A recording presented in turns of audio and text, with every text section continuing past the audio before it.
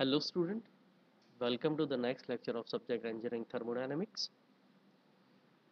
In our previous video, we had started our first chapter which is introduction to engineering thermodynamics and we had covered up to properties, definition of it and types of properties. हमने जो अपना last video देखा था उसमें properties क्या क्या है, ठीक है, उसकी डेफिनेशंस हमने देखी थी और उसके जो टाइप्स वगैरह हैं वो हमने देखा था हमने इंटेंसिव प्रॉपर्टीज़ किसे कहते हैं, एक्सटेंसिव प्रॉपर्टीज़ किसे कहते हैं. अगर आप extensive properties divided by mass करोगे so it will give you intensive properties because that property becomes which is independent on mass. ठीक है, चलिए आज का हमारा लेक्चर हम आगे बढ़ते हैं. This lecture is prepared by Assistant Professor Sumit Singh Sikarwar, Mechanical Engineering Department, Shri Swaminarayan institute of technology, बाट, गांधीनगर. आज के हमारे वीडियो में हम लोग स्टार्ट करने वाले हैं स्टेट किसे कहते हैं, प्रोसेस क्या है और प्रोसेस पाथ किसे कहते हैं. So in our today's video we will cover what is state, process and process path. Now first of all, what is state? The thermodynamic state of a system is defined by the specific values of a set of measurable properties sufficient to determine all other properties. अब ये जो state है बहुत ही simple meaning में कहें तो हमारा अगर ग्राफ प्लॉट करते हैं और ये एक सेट है स्पेसिफिक वैल्यूज़ का जिसे हम आराम से मेज़र कर सकते हैं. So on graph you can say that एक ग्राफ अगर हम ले लेते हैं, हमने एक पॉइंट लोकेट किया. सो हम प्रेशर पता है तो हमें वॉल्यूम भी पता चल जाएगा और टेम्परेचर भी पता चलेगा. ठीक है, सो ये जो है अलग अलग स्टेट्स को रिप्रेजेंट कर रहे हैं. ये जो इंडिविजुअल पॉइंट्स है it represents the different state, अलग अलग स्टेट को बता रहे हैं जहाँ पे उनकी प्रॉपर्टीज़ की वैल्यूज़ अलग अलग बता रहे हैं. दूसरा है प्रोसेस. अभी प्रोसेस किसे कहते हैं? सो अगर हम स्टेट को चेंज करते हैं, एक स्टेट से दूसरे स्टेट में जा रहे हैं, तो ये जो प्रोसेस है या फिर एनर्जी ट्रांसफ़र हो रहा है इसे हम कहते हैं process. So a process occurs when the system undergoes a change in a state or an energy transfer at a steady state. So if you want to plot it on graph पे अगर plot करना है तो हम let us consider a graph. Let us take a state 1 जहाँ पे different properties की values है P1, P1 एंड T1. अब यहाँ से एक स्टेट से दूसरा स्टेट चेंज हो रहा है तो ये जो प्रोसेस है इसे हम कहेंगे प्रोसेस. तो it is a change of state from 1 to 2. क्या कहा जाएगा? इसे प्रोसेस कहेंगे. और next thing is process path. अब देखिए आप 1 से 2 पे आए. सो 1 से 2 पे आने के लिए आप एक रास्ता पकड़ोगे, है ना, अलग अलग रास्ते पकड़ोगे. तो ये जो आपने रास्ता पकड़ा है एक से पहले पॉइंट से आपको दूसरे पॉइंट पे आने के लिए आपने जो पाथ सिलेक्ट किया है, ठीक है, उसे प्रोसेस पाथ कहेंगे. Now what is path? It is a series of steps through which the system passes during the process is known as path of a system. तो अगर आप प्लॉट ड्रॉ करना चाहते हो, ग्राफ पे आप देखना चाहते हो, सो ये 1 पॉइंट था P1 V1 T1 स्टेट से हम चेंज होके आ रहे हैं P2 V2 T2 स्टेट. सो आप क्या करोगे? नंबर ऑफ स्टेप्स फॉलो करोगे वहाँ से फर्स्ट स्टेप से दूसरे स्टेप पे आने के लिए. तो ये जो चीज़ है उसे हम पाथ कहेंगे. ठीक है, चलिए हम आगे बढ़ते हैं. हमारा नेक्स्ट टॉपिक है different processes. So processes are two types, reversible process and irreversible process. अभी जो रिवर्सिबल प्रोसेस है वो क्या है? तो ऐसी प्रोसेस जिसको हम वापस से, मतलब अगर आपने फर्स्ट पॉइंट से बिगिन किया और सेकंड स्टेट पे आए तो अगर आप सेकेंड स्टेट से वापस फर्स्ट स्टेप स्टेट पे जा पाते हैं, तो ऐसी जो भी प्रोसेस है उन्हें हम रिवर्सिबल प्रोसेस कहेंगे। Irreversible process which can not be reversed. तो हमें पता है जनरली हमारे जो लाइफ में प्रोसेसेस हैं वो इरिवर्सिबल प्रोसेस है। ठीक है, चलिए अब थोड़ा और आगे बढ़ते हैं और डिफरेंट प्रोसेसेस देखते हैं। तो जो पहली प्रोसेस आती है हमारे पास आइसोबैरिक, जिसे कांस्टेंट प्रेशर प्रोसेस कहेंगे। अब आइसोबैरिक प्रोसेस जिसमें हमारा प्रेशर कांस्टेंट रहता है, ठीक है, that means difference of pressure is equal to zero. यहाँ अगर आप देखते हो तो यहाँ पर हमारा डिफरेंस जो है हमेशा प्रेशर का डिफरेंस हमेशा क्या रहेगा, वो जीरो बना रहेगा। ठीक है, ये डिफरेंस है, सिर्फ प्रेशर जीरो नहीं है, प्रेशर आपका कांस्टेंट है। ठीक है,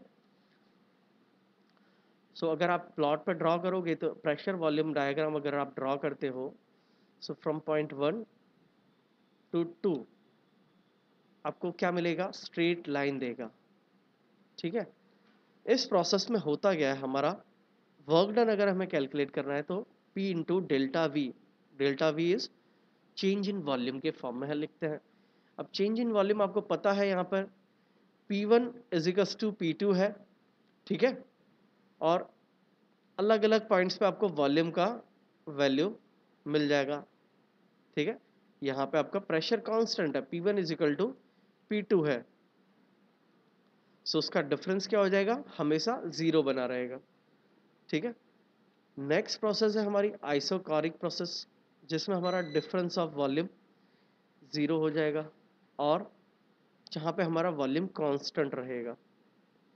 तो हमारा जो डिफरेंस ऑफ वॉल्यूम है अगर जीरो हो जाता है या फिर हमारा जो वॉल्यूम है कांस्टेंट रहता है, तो ऐसी प्रोसेस को हम क्या कहेंगे, आइसोकोरिक प्रोसेस कहेंगे। अगर आप प्रेशर वॉल्यूम डायग्राम पे आप ड्रॉ करते हो उसे, तो straight line, vertical straight line आपको देखने को मिलेगी। अब यहाँ पर हमारा प्रेशर अलग अलग है, लेकिन V1 इजिकल टू क्या है, V2 है। तो ये जो प्रोसेस बनेगी हमारी आइसोकोरिक प्रोसेस हो जाएगी। अब इस प्रोसेस में आपका जो वर्क डन रहेगा, ये वॉल्यूम आप डिफरेंस जीरो ले रहे हो तो क्या हो जाएगा, जीरो बन जाएगा। ठीक है, नेक्स्ट है हमारे पास आइसोथर्मल प्रोसेस, जिसे हम कांस्टेंट टेम्परेचर प्रोसेस भी कहते हैं। where your temperature remains constant, you can say that difference of temperature is zero। अगर प्रेशर वॉल्यूम डायग्राम पर आप ड्रॉ करते हो तो ये एक कर्व लाइन देगी। ठीक है, आपको एक कर्व लाइन मिलेगा। Again internal energy, because you know that internal energy is a function of temperature only for ideal gas. तो वहां पे आपको क्या मिल जाएगा, डिफरेंस ऑफ इंटरनल एनर्जी आपको जीरो मिलेगी। ठीक है, because U is equal to हम लिखते हैं mcv delta T. So delta U is equal to आपको वहां पे जो डिफरेंस है delta T is equal to zero मिल रहा है। ठीक है, सो अगर आपको डिफरेंस जीरो मिलेगा तो आपका डेल्टा U क्या मिलेगा, जीरो हो जाएगा। नेक्स्ट हमारे पास है एडियाबैटिक प्रोसेस। इन एडियाबैटिक प्रोसेस हमारा कोई हीट ट्रांसफर होता नहीं है। सो ऐसी प्रोसेस जहाँ पर हमारा Q is equal to zero हो जाता है उसे हम एडियाबैटिक प्रोसेस कहेंगे। अब यहाँ पर हीट एनर्जी जीरो है, डिफरेंस नहीं है। ठीक है, सो हीट एनर्जी जीरो लेते हो, दैट मीन्स अगर आप कोई भी पॉइंट पे आप डिफरेंस की बात करोगे वो भी जीरो ही आने वाला है। ठीक है, सो अगर प्रेशर वॉल्यूम डायग्राम पे ड्रॉ करोगे तो अगेन आपको एक कर्व लाइन मिलेगी, लेकिन इसका स्लोप आइसोथर्मल से ज़्यादा होता है, ये हमें याद रखना है। इसके लिए आपको वर्क डन मिलेगा, क्या मिलेगा, नेगेटिव। दैट मीन्स आपका जो वर्क डन होगा, क्या करेंगे आप, इंटरनल एनर्जी के सामने वर्क डन मिलता है, आपको इंटरनल एनर्जी लूज करनी पड़ेगी तब आपको वहां पे वर्क डन मिल जाएगा। ये आपको फार्मूला सारे फर्स्ट लॉ ऑफ थर्मोडायनेमिक्स में आप जब चालू करेंगे तब आपको देखने मिलेंगे। ठीक है, हमारा नेक्स्ट टॉपिक है ग्राफिकल रिप्रेजेंटेशन। कैसे सारे पॉइंट्स कैसे लोकेट करते हैं प्रेशर वॉल्यूम डायग्राम पे, अगर हम वो देखते हैं। सो ये हमारा प्रेशर लाइन है, वाई एक्सिस पे हमने प्रेशर लाइन ली है, एक्स एक्सिस को हमने वॉल्यूम लाइन से रिप्रेजेंट करते हैं। तो आपका फर्स्ट जो आइसो बैरिक प्रोसेस है या फिर कांस्टेंट प्रेशर प्रोसेस है वो इस तरह से मिलेगा। तो ये हो जाएगा आपका आइसो बारिक प्रोसेस और isobaric process. Constant volume को अगर आप डिनोट करना चाहते हो तो वर्टिकल स्ट्रेट लाइन मिलेगी आपको, ये आपकी हो जाएगी आइसोकोरिक प्रोसेस, जहाँ पे आपका वॉल्यूम कांस्टेंट हो जाता है। Means V1 is equal to V2 है। ठीक है, और यहाँ पर P1 is equal to P2 है।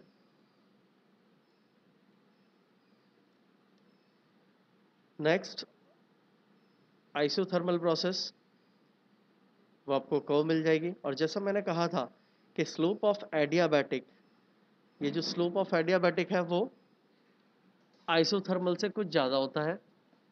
ठीक है, तो इस तरह से आप एडियाबैटिक प्रोसेस ड्रॉ कर लेते हो। हमारा जो नेक्स्ट टॉपिक है वो है साइकिल। अब अब हम साइकिल के बारे में जानेंगे। साइकिल है क्या एक्चुअली? आपने साइकिल देखा होगा, अगर आप घूम के वापस एक ही जगह पे आ जाते हो, है ना। साइकिल का पहिया कैसा है, घूम के वापस एक ही जगह पे दिखता है आपको, है ना। तो उसे साइकिल कह देते हैं। तो सिमिलरली इंजीनियरिंग थर्मोडायनेमिक्स में साइकिल क्या है कि if your first point and last point, मतलब दो एंड पॉइंट्स और जो हमारा फर्स्ट बिगिनिंग पॉइंट था वो आइडेंटिकल मतलब सेम हो जाए तो उसे हम बोल देंगे साइकिल। मतलब जहां से आपने स्टार्ट किया था घूम के वापस आप वहीं आ जाते हो तो उसे हम कह देते हैं साइकिल। एनी प्रोसेस और series of processes whose end states are identical is termed as cycle। तो अगर आप इसको किसी प्लॉट पे ड्रॉ करके देखना चाहते हैं, ग्राफ देखोगे तो क्या करोगे, हमने यहाँ पे एक्स वाई लाइन ड्रॉ कर ली। अब हमने फर्स्ट पॉइंट से बिगिन स्टार्ट किया, ये प्रेशर वॉल्यूम लाइंस हैं। ठीक है, हम स्टार्ट करते हैं वन पॉइंट से। सो वन टू टू हम आए, फिर हम टू टू थ्री गए, सेकेंड पॉइंट से थर्ड पॉइंट पे आए, थर्ड पॉइंट से फोर्थ पॉइंट पे आए हम, और फोर्थ पॉइंट से वापस से आप क्या आ जाते हो, फर्स्ट पॉइंट पे आ जाते हो। तो ये आप देखोगे यहाँ पे फर्स्ट पॉइंट और जो फर्स्ट पॉइंट था वही हमारा एंड पॉइंट हो गया। ठीक है, सो बोथ मतलब जितने भी हमारे एंड पॉइंट्स है आइडेंटिकल हो गए, सेम टू सेम मिल गए यहाँ पे। ठीक है, यहीं पे हम क्लोज लूप बना रहे हैं तो इसे हम कह देंगे साइकिल। ठीक है, आगे बढ़ते हैं। अब आ जाता है point function and path function.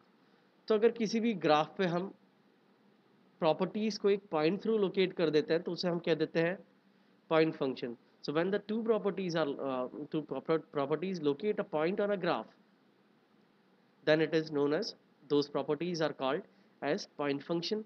Examples are pressure, temperature and volume etc. तो आप अगर इसका इंटीग्रेशन करोगे, ठीक है, तो वो आपको सॉरी डिफरेंशिएशन करोगे तो वो आपको क्या मिल जाएगा, एग्जैक्ट मिलेगा। सो इसका जो इंटीग्रेशन होगा हमेशा क्या मिलेगा, एग्जैक्ट डिफरेंशियल होता है, तो हम उसे कह देते हैं पॉइंट फंक्शन। नेक्स्ट है पाथ फंक्शन। पाथ फंक्शन कैसा है कि अगर प्रॉपर्टीज ऐसी हो जो पॉइंट की जगह पे पाथ बताती हो, जिसे हम पाथ से डिनोट करते हैं या फिर किस एरिया से डिनोट करते हैं, तो ऐसी प्रॉपर्टीज को हम पाथ फंक्शन कहेंगे। So there are certain quantities which can not be located on a graph by a point, but are given by the area or a, so on the graph, in that case the area on the graph pertaining to the particular process is a function of the path of the process. Such quantities are known as path functions. अब कोई भी example आप work या फिर heat का transfer ले गो, तो वो किसी पॉइंट रिप्रेजेंट कभी नहीं करेगी ग्राफ पे। वो हमेशा क्या, एक पाथ बताएगा कि भाई आपने during first point two second point एक पाथ से दूसरे प्रोसेस जो की, उसमें आपने हीट ऐड किया, ठीक है। तो इस फंक्शंस को हम बोलेंगे पाथ फंक्शन। अब ये हमेशा इनएग्जैक्ट फंक्शंस होते हैं, हमने एग्जांपल देखे हीट एंड वर्क, और ये हमेशा कैसे रहते हैं, इनएग्जैक्ट डिफरेंशियल्स रहते हैं। their change cannot be written as difference between the end states। उसे कैसे रिप्रेजेंट करते हैं, तो ऐसे रिप्रेजेंट किया जाता है। अगर आप इसको ड्रॉ करते हैं प्लॉट पे, तो ये प्रोसेस एक साइकिल है, ठीक है। अब अगर ये जो येलो मार्किंग है, वो आपको क्या बताते हैं, पॉइंट बता रहे हैं। पॉइंट बता रहे हैं मतलब वो पॉइंट फंक्शंस हैं, वहाँ पर ये जो प्रॉपर्टीज है पॉइंट फंक्शंस हैं, ठीक है। लेकिन आप अगर देखते हो तो यहाँ से लेके आपको ये जो पाथ फॉलो हो रहा है, ठीक है, ड्यूरिंग चेंज ऑफ स्टेट आया मतलब प्रोसेस हुई, ये प्रोसेस में आप अगर हीट ऐड कर रहे हो, वर्क मिल रहा है आपको कुछ, ठीक है। तो ये जो हीट और वर्क है वो किस पर डिपेंड कर रहे हैं, आपके जो पाथ है उस पर डिपेंड कर रहे हैं, उसके पॉइंट्स पर डिपेंड नहीं कर रहे हैं, ठीक है। तो इसे हम कहेंगे पाथ फंक्शन। चलिए आगे बढ़ते हैं। थर्मोडायनेमिक इक्विलिब्रियम, पहले तो हम इक्विलिब्रियम क्या जाते हैं, बैलेंस है ना, जहाँ पे सब कुछ जीरो हो जाए, बैलेंस हो जाए, तो हम कह देते हैं उसे इक्विलिब्रियम।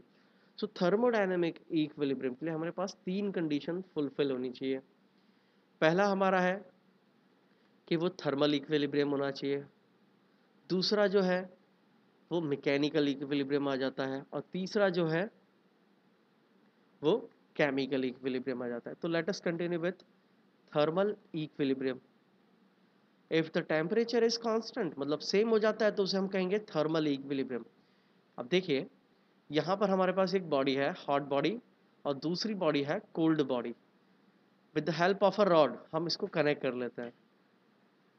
अब क्या होगा, हीट ट्रांसफर स्टार्ट हो जाएगा। आप देख सकते हैं यहाँ पर हीट ट्रांसफर बिगिन हुआ, तो ये रॉड गर्म से ठंडे की तरफ हीट का फ्लो, ये जो मॉलिक्यूल्स है हीट किस तरफ से, so hot to cold flow होना स्टार्ट कर देती है, ठीक है। अभी कब तक होता है, तो ये अगर हॉट बॉडी हमारे 100 डिग्री सेल्सियस पे है, कोल्ड हमारा 0 डिग्री सेल्सियस पे है, तो ये ट्रांसफ़र जब तक होगा जब तक दोनों इक्वल टेम्परेचर पर नहीं आ जाते, ठीक है। तो ये जो है हमारा टेम्परेचर क्या हो जाएगा, सेम हो जाएगा, तो यहाँ पे हमारी बॉडी थर्मल इक्विलिब्रियम में है। चलिए दूसरा देखते हैं हम, मैकेनिकल इक्विलिब्रियम। तो मैकेनिकल इक्विलिब्रियम में आप देख सकते हो कि भाई जितने भी फोर्स हैं अगर जीरो हो जाते हैं, ठीक है, अगर हमारा फोर्स देखिए आप रिएक्शन देते हैं वही रिएक्शन मिलती है, मतलब सारे फोर्स क्या हो जा रहे हैं, जीरो कर देते हैं, तो उसे हम कहेंगे मैकेनिकल इक्विलिब्रियम।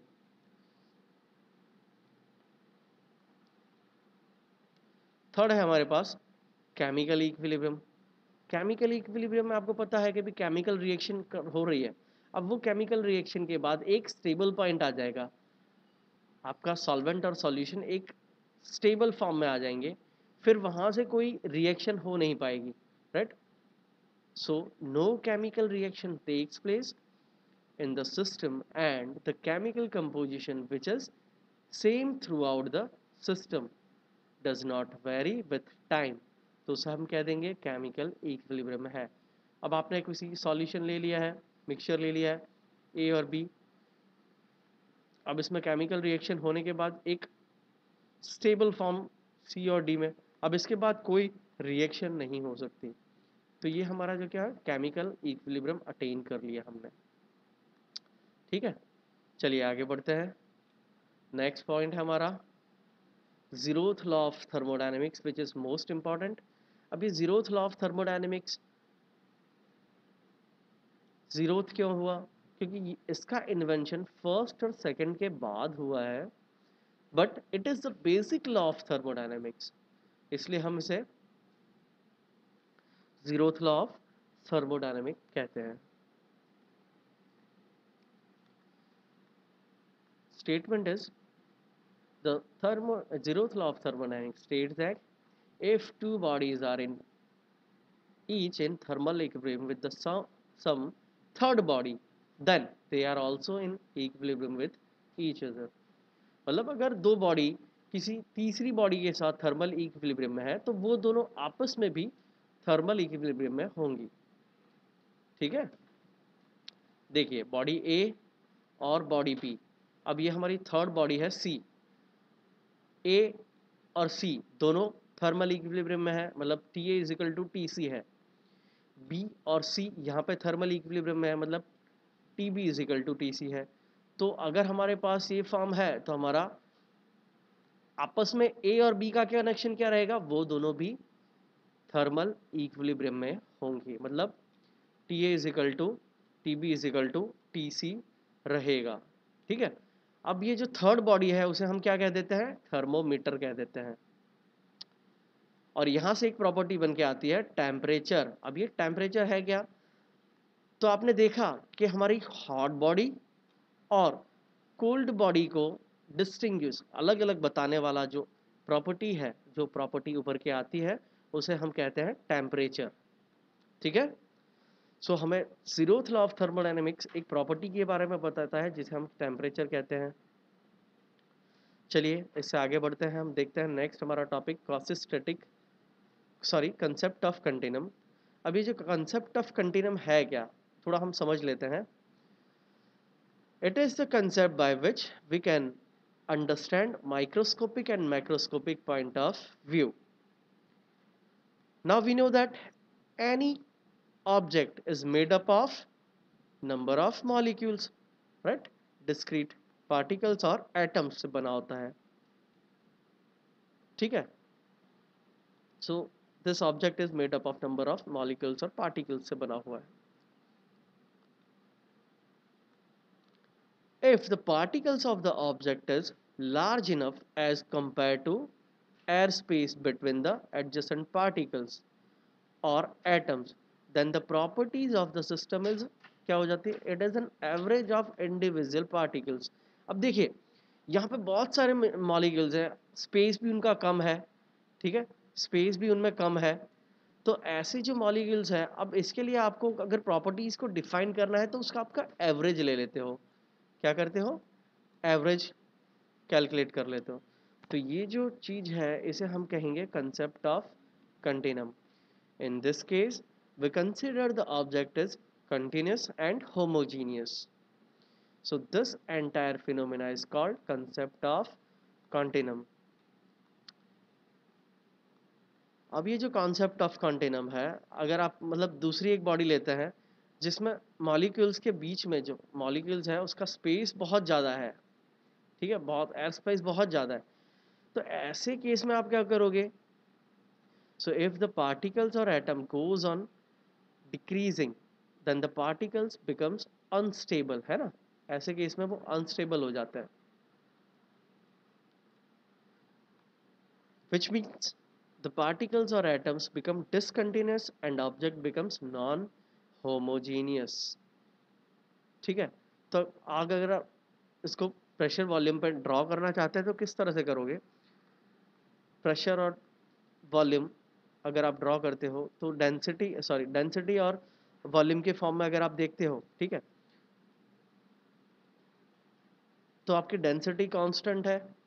ठीक है, लेकिन अगर आप एक पॉइंट मतलब यहाँ से आपने इसको रिड्यूस करना, यहाँ से आप यहाँ तक पहुँचे, रिवर्स करना है डायरेक्शन, राइट. यहाँ पे वॉल्यूम आपका बहुत ज़्यादा है, दैट मीन्स एयर स्पेस क्या हो गई, कम हो गई. लेकिन जैसे जैसे वॉल्यूम कम होने लगे, एयर स्पेस बढ़ने लगा, नंबर ऑफ मॉलिक्यूल्स कम होने लगे. तो ऐसे केस में आपका जो वी डैश जो मिल रहा है, वॉल्यूम कम हो रहा है, ऐसे केस में क्या होगा, जो डेंसिटी है वो कैसे भी वेरी कर सकती है. ठीक है, आइदर बोथ फॉर्म में ऊपर नीचे जा सकती है, राइट. तो यहाँ पे आपका जो पार्टिकल है नॉन होमोजीनियस हो जाएगा, राइट. तो यहाँ से लेके यहाँ तक आप इसको कंटिन्यूस कंसिडर कर रहे हैं, लेकिन जैसे ही आपने डिक्रीज किए नंबर ऑफ पार्टिकल्स, क्या हो जाएगा, नॉन होमोजीनियस फॉर्म आ जाएगा. ठीक है, नेक्स्ट प्रोसेस है क्वासिस्टेटिक प्रोसेस। अब क्वासिस्टेटिक वर्ड ही बता रहा है, वेरी स्लो प्रोसेस, बहुत ही ज़्यादा स्लो प्रोसेस। ठीक है, चलिए बताते हैं। Let us consider a piston cylinder arrangement. हम पिस्टन सिलेंडर अरेंजमेंट, एक वॉल्यूम भरा हुआ है, ये हमारा इनिशियल एयर से फिल किया है, ये इनिशियल पोजीशन बता रहा है।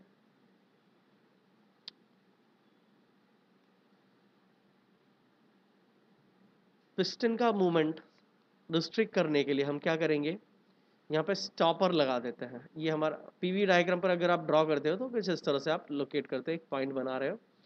ठीक है, फर्स्ट पॉइंट आपने रिप्रेजेंट कर दिया, जिसको आपने दे दिया स्टेट 1 इक्विलिब्रियम। ठीक है,